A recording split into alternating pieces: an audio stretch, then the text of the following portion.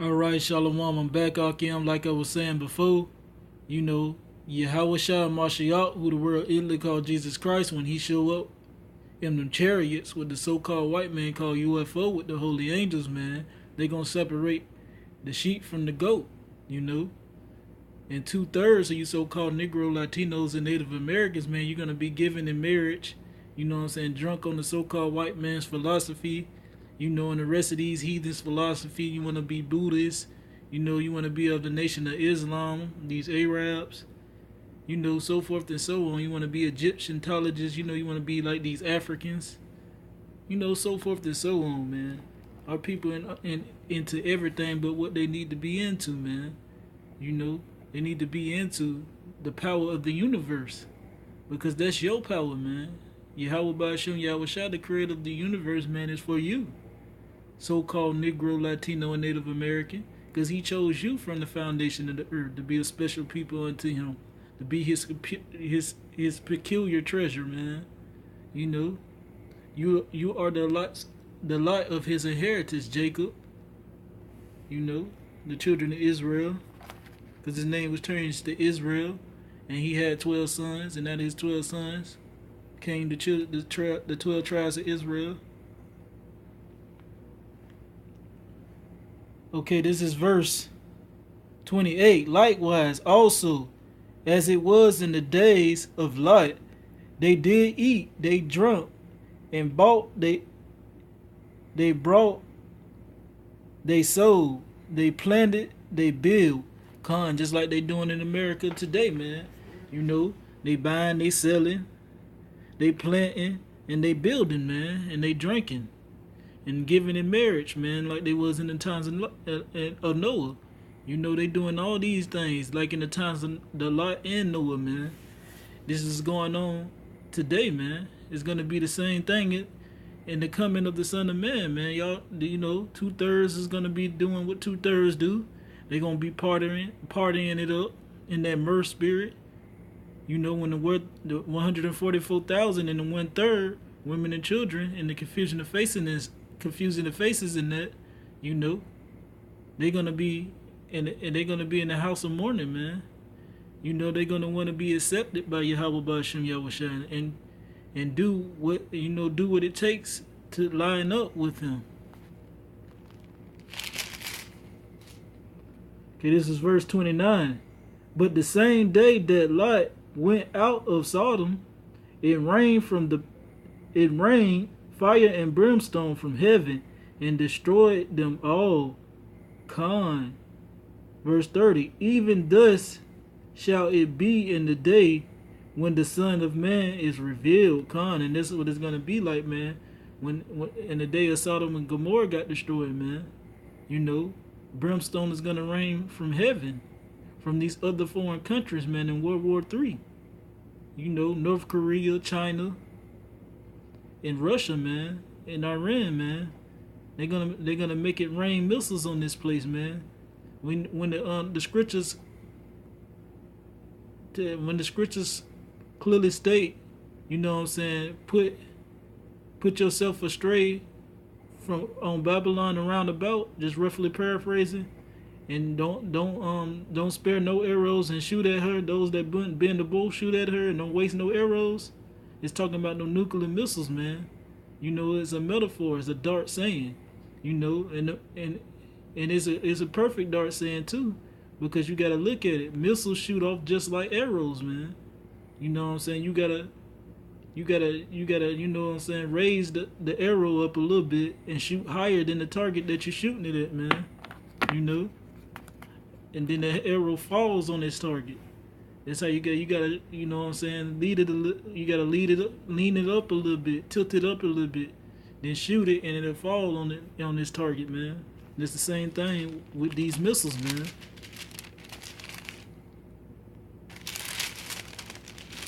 Okay. Okay, this is verse 31. In that day he shall with Shalaki, in that day he which shall be upon the housetop, and his stuff in the house, let him not come down to take it away. And he that is in the field, let him likewise not return back. Verse 32, remember Lot's wife, Khan. So that's basically telling you, man, don't look back at this place. Once you see the destruction come that Yahweh Ba'ashem Yahushai has warned us about through his prophets, you know what I'm saying? We shouldn't look back, man. We shouldn't worry about the stuff that we have in our houses. We shouldn't worry about all this cardinal, you know what I'm saying, worldly material things. Just like 2/3 of you so-called Negroes, Latinos, and Native Americans do, man. Y'all worry about these cardinal things. These cardinal riches. The money, the cars, and the clothes, man. And your technology and all this bull crap that you done spent your money on. But all that stuff is going to be burnt up and turned to ashes. Thus said the Lord, man. He said the hope of the ungodly is like dust, man, that bloweth away. And that's what's going to happen to all these things. That's why you should be stacking your riches in heaven, man. Not in the world. Because wherever your heart is, that's where your treasure will be also, man. The Hebrew word for heart is la'ah, which means your mind. So whatever your mind focuses on, that's where your treasure is going to be. That's where your reward is going to be. That's why I say remember Lot's wife. Because her mind was still set on the wicked behind place of Sodom and Gomorrah. She started to miss it. And she turned back. And she turned into a pull of assault, man. So that goes for you brothers that came in the truth, man, and fell out, man. Don't you know it's worse? It's going to be worse off for you than the regular than the regular man that's out here, than the regular, not regular man, a regular so-called Negro, Latino, and Native American that's out here that never heard of the truth. It's going to be worse for you because you have heard the truth, man. You have the taste of the heavenly gift, man. You know what I'm saying? You know your Lord, Yahweh Shai Mashiach's will, man. Yahweh, how he feels too. Exactly. You know how he feels to the best of your ability too. So therefore, man, if you put your hand on this plow, you know what I'm saying, and you look back, you're not fit for the kingdom of heaven, man. And you're gonna get beat with many stripes, man. For you lukewarm brothers, the ones that's out there calling themselves a Hebrew Israelite, but they're not doing what Yahweh Ba'ashem Yahushua commanded them to do. They know of his will and they know what they supposed to be doing, but they want to take breaks. You know what I'm saying? They want to be a sinful man. You know what I'm saying? It's not going to be reproved and make an excuse according to their wills, man. Make an excuse why they can't go out. Oh, it's too cold. You know what I'm saying? It's wintertime, so we got to take a break. All types of excuses that they come up with. Oh, I had to take my woman to work. Whatever the case it may be, man. That you come up with not to go get out here and do the Lord's will, man. You know what I'm saying? It's going to be worse off for y'all because y'all understand.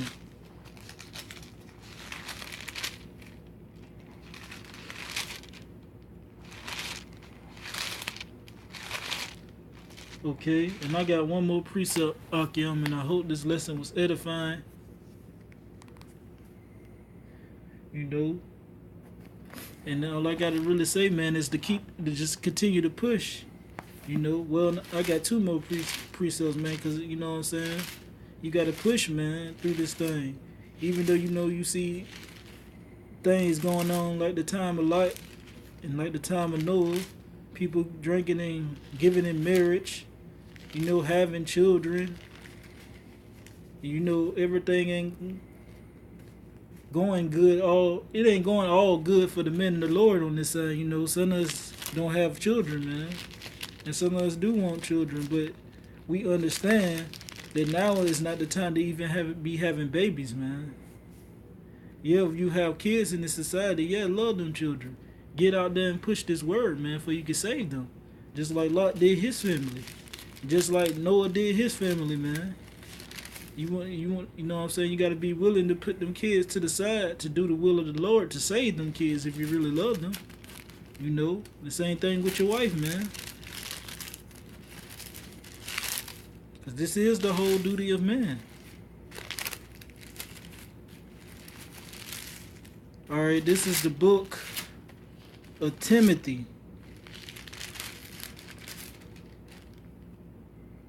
This is 1 Timothy chapter 6, verse 12. Fight the good fight of faith.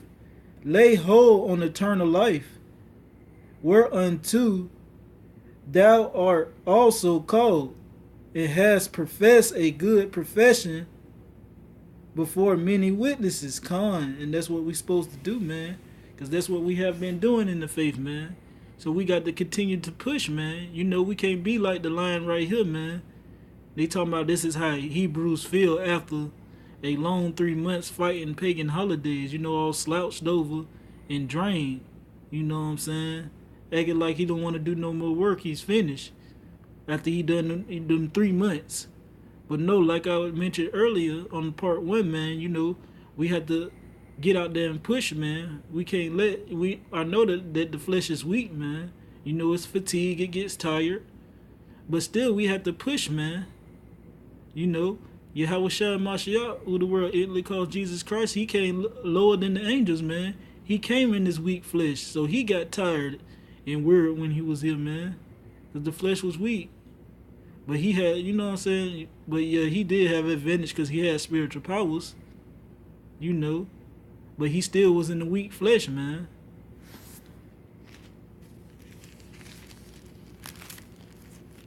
So therefore, we have to push, man. We have to prove ourselves. You know, like I was also mentioning earlier, we have to prove ourselves to P.U.S.H, because that's who we proving ourselves to. You know, so in that time when we do prove ourselves, you know, he said we're gonna laugh in calamity, man. You know what I'm saying? Because you know, 2/3 of you so-called Negro, Latinos, and Native Americans, y'all mocking us right now. You know, y'all hating knowledge. And y'all scoffing the man of the Lord out there around the four corners of the earth, thinking we crazy. Talking about look at us with them dresses on. So forth and so on, man. All these things that y'all come up with out of y'all wicked little odds, man. Y'all imaginations out y'all mind when y'all pull out y'all bellies and try to mock and laugh at the man in the Lord, man. When we out there. But you know what I'm saying? We got a reward for this thing. And you also have a reward for this thing if you're a so-called Negro, Latino, and Native American. All you got to do is get out there, you know what I'm saying, and do what the Lord, P.U.S.H, commanded you to do to the best of your abilities, man. Okay, let me get this last precept and I'm going to end it with this. Because he said that the elect going to eat, man, in famine. You know, we're going to eat. He just got to test us first to make sure we're his servants, man. He got to test his gold. He got to try his gold in the fire of adversities. You know, in the hour of temptation with the RFID microchip, man. You know, in Jacob's trouble. You know, he's got to try us through these things. That's why it's better for us to be right here, man.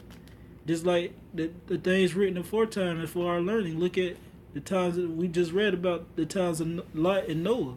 You know what I'm saying? They was left in the midst of the destruction and they was saved up out of it. So when you see the thing say flee up out of her, my people, it's not talking about fleeing out of America and going no place else, man. Because that's how P.U.S.H show his power, man. That's how he showed his power using Moses. When we got out of the land of Egypt, man. Moses ain't flee Egypt, no.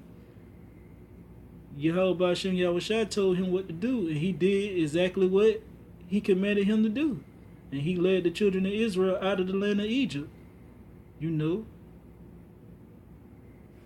The same thing with Lot, man. And the same thing with Noah. They stayed there and preached the word of P.U.S.H. Until the destruction came. And they were saved up out of their troubles, man. They were saved out of their temptation.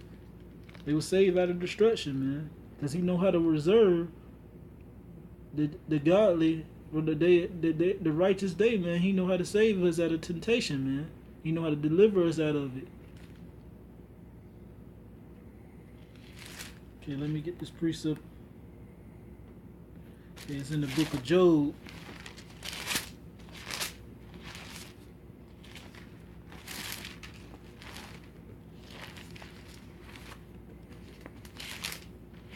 Bear with me, Akim. Alright, this is the book of Job, chapter 5, verse 22. At destruction and famine thou shalt laugh, neither shalt thou be afraid of the beasts of the earth. Khan and the elder just brought this out, man, on a recent video he just did. You should check that out, man. You know, we're gonna laugh at the destruction, man. And at the famine, man, we're gonna laugh, man. Because we're gonna eat. We're gonna be full, man. You know, we're gonna be full in the spirit first, man. In these times, you know, right now, you know what I'm saying, we're rich in the spirit. Because we was the ones that's giving the law, statutes, and the commandments, man. We was the ones that Yahweh Ba'ashem Yahushua revealed his precepts unto, man. You know? So we're gonna laugh in that day, man. Just like Yahweh Ba'ashem Yahushua say he's gonna laugh at your calamities. Don't you think he's gonna use us to do it? Just like he used the prophets for his voice, his mouthpiece. So we're gonna laugh, man, at famine and at destruction, man. Because we're going to be saved, man. We're going to be beamed up in the chariots, man, looking at the destruction, man. At the nick of a, you know what I'm saying, second, at the last second, man. We're going to be pulled up and beamed up. So with that, man, I pray and hope that this lesson was edifying. Call Allah, Shalaki, call Halayim, La, Yahweh Ba'ashem Yahushua, Ba'ashem, Rakah, Kodash, Amath.